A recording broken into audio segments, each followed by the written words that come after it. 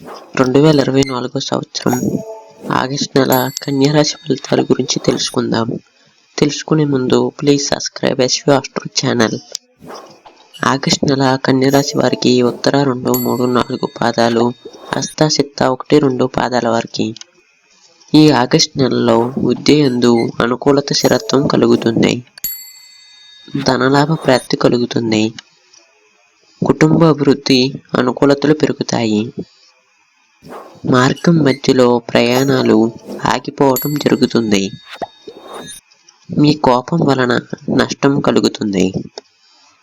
శారీరక సౌఖ్యం ఉంది. ఆరోగ్యం మెరుగుపడుతుంది. వృత్తి యందు అనుకూలతలు పెరుగుతాయి. ధనలాభ సూచనలు ఉన్నాయి.